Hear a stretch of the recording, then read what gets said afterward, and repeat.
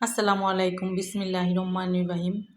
আমি ফুলকপি প্রসেসিংটা একবার দেখিয়েছি লবণ পানিতে ভিজিয়ে রেখে, কিন্তু এক আপুর রিকোয়েস্টে এই ভিডিওটা আমি আবার দিচ্ছি।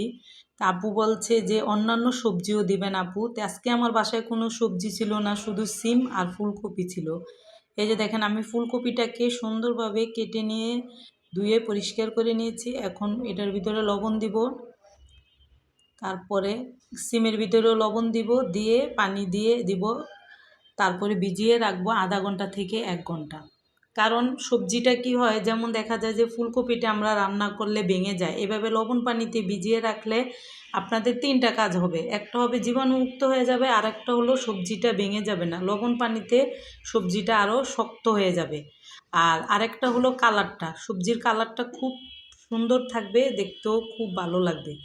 এবং আপনি দেখবেন যে যখন আপনি আধা ঘন্টা পর এই সবজিটার থেকে পানিগুলি উঠিয়ে রাখবেন, এই পানি থেকে সবজিগুলো উঠিয়ে রাখবেন, তারপরে দেখবেন যে সবজিটা কোনো কালো নাই, সুন্দর একটা কালার দেখা যাচ্ছে। সবজিটা খুব ভালো লাগতেছে দেখতে। এরকম আরও টিপস পেতে হলে এবং রান্নার ভিডিও পেতে হলে আমার এনডি কুকিং টিপস চ্যানেলটাকে ফলো করবেন অবশ্যই, এবং লাইক কমেন্ট শেয়ার করে দিবেন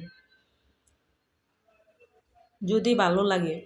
কিন্তু এইভাবে আপনারা শুধু অন্য কোনো সবজিও করতে পারেন, কিন্তু সিম আর কপিটাই বেশি কারণ এটার ভিতরে একটু পোকা টোকা থাকে, আবার দেখা যায় অনেক জীবাণু টিবাণু থাকে। এই জন্য আল্লাহ হাফেজ।